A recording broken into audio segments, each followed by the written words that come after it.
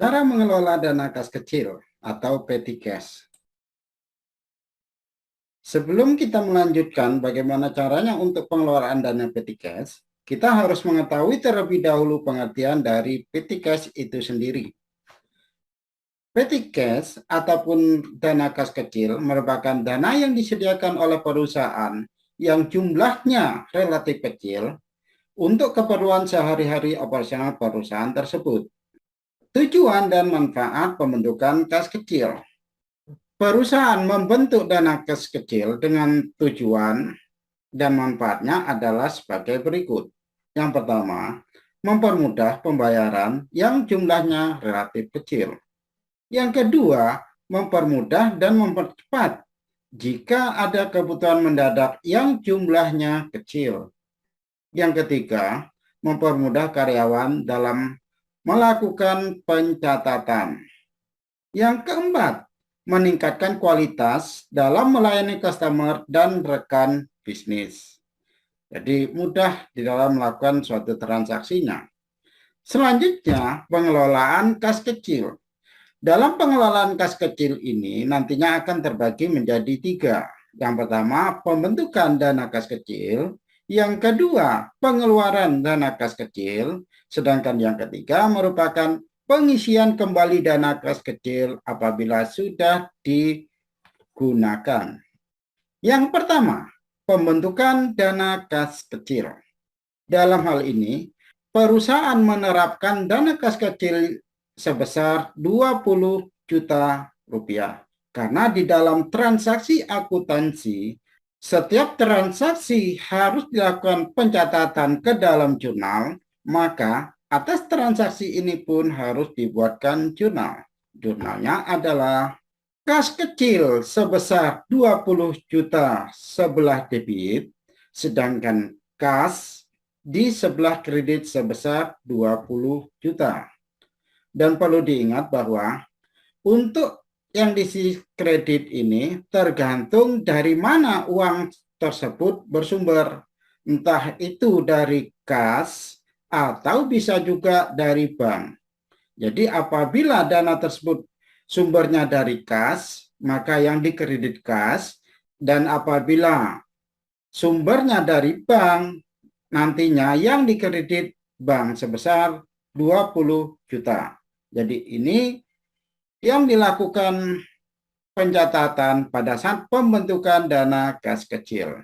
Selanjutnya, pengeluaran dana kas kecil. Jadi dana kas kecil tersebut sudah dibentuk, sekarang kita harus melakukan pencatatan bagaimana apabila dana tersebut digunakan. Untuk pengeluaran dana kas kecil ini terbagi menjadi 2 metode. Yang pertama, dengan menggunakan metode dana tetap atau Impress Fund System. Dalam Impress Fund System ini, jumlah dana kas kecil selalu tetap untuk periode tertentu dan tidak perlu mengadakan jurnal pada saat adanya pengeluaran dana kas kecil tersebut. Sedangkan metode yang kedua adalah dengan menggunakan metode fluktuasi atau Fluctuation Fund System. Dalam metode fluktuasi ini, jumlah dari saldo kas kecil selalu berubah-ubah tergantung dari berapa uang yang sudah digunakan. Dan setiap kali terjadi transaksi pengeluaran dana kas kecil, harus dilakukan pembuatan jurnal. Jadi itu perbedaan antara sistem Impress dan sistem fluktuasi. Untuk lebih jelasnya, kita lihat contoh di bawah ini. Pada tanggal 5 Desember 2020, perusahaan membayar listrik sebesar 567.000, air sebesar 152.000, telepon sebesar 421.000, biaya kebersihan 75.000, biaya keamanan 50.000, dan totalnya sebesar 1.265.000. Tadi sudah dijelaskan bahwa dengan menggunakan metode Impress ini tidak ada pencatatan di jurnal.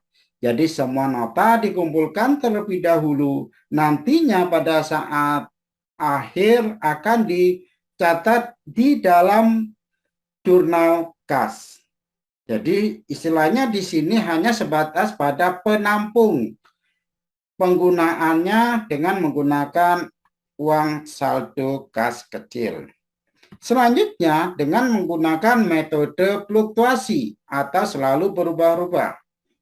Contohnya sama, pada tanggal 5 Desember tahun 2020, perusahaan membayar listrik sebesar 567.000, air sebesar 152.000, telepon sebesar 421.000, biaya kebersihan 75.000, biaya keamanan 50.000, dan totalnya adalah 1.265.000. Di sini dalam metode fluktuasi ini setiap terjadi transaksi harus dilakukan proses penjurnalan. Untuk lebih mudahnya, pembayaran ini listrik, air, telepon, kebersihan dan keamanan ini kita anggap terjadi pada tanggal 5 Desember tahun 2020. Perusahaan tentunya juga harus sudah menyusun kode akun yang ada untuk mempermudah. Dalam hal ini ya, untuk listrik kode akunnya 6211, biaya yang dikeluarkan sebesar 567.000 sebelah debit. Biaya air kode akunnya 6212, totalnya sebesar 152.000. Telepon kode akunnya 6213, biayanya sebesar 421.000. Biaya kebersihan kode akunnya 6214, jumlahnya sebesar 75.000. Yang terakhir merupakan biaya keamanan sebesar 50.000. Jadi jangan lupa kode akun ini harus selalu ditulis. Sedangkan kreditnya adalah kas kecil. Untuk kas kecil ini kode akunnya adalah 1112. Kredit sebesar 1.265.000. Jadi ini pencatatan yang digunakan dengan menggunakan metode fluktuasi. Jadi apabila hari ini misalkan membayar listrik, besok membayar air, besoknya lagi membayar telepon. Nah, untuk hari ini langsung dibuatkan jurnal. Jurnalnya bagaimana nanti? Biaya listrik yang kode akunnya 6211 sebesar 567.000 dan kreditnya nanti kas kecil kode akunnya 112 sebesar 567.000. Begitu juga nanti pembayaran air. Air sebelah debit sebesar 152.000. Kreditnya apa nanti? Kreditnya kas kecil sebesar 152.000. Jadi dibuatkan jurnal satu per satu. Itu sebagai gambaran dan mempermudah kita di dalam proses pencatatan. Selanjutnya, kita tadi kan sudah mengisi kas kecil, setelah itu kas kecil tersebut sudah digunakan.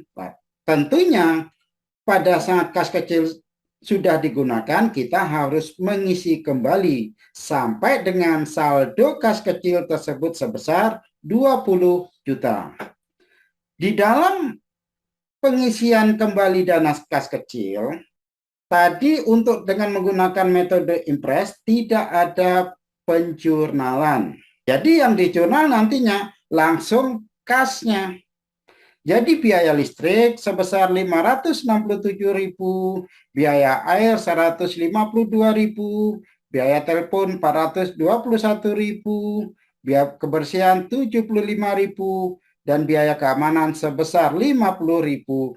Kreditnya merupakan kas. Jadi kas yang merupakan kode akunnya adalah 111 sebesar 1.265.000. 265.000. Jadi ini nanti keterangannya merupakan pembayaran rekening bulanan.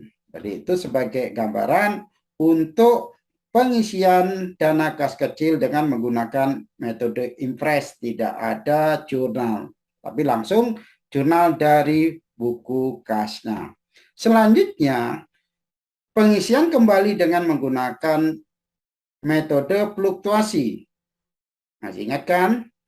Dengan metode fluktuasi ini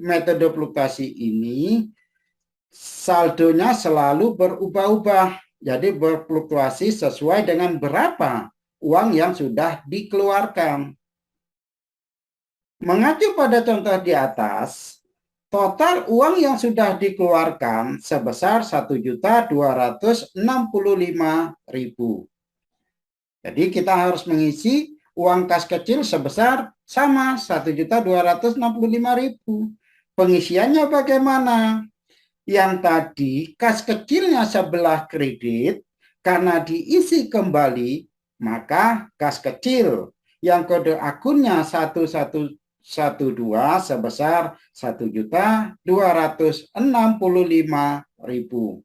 Sedangkan kreditnya merupakan kas yang kode akunnya 111 sebesar 1.265.000.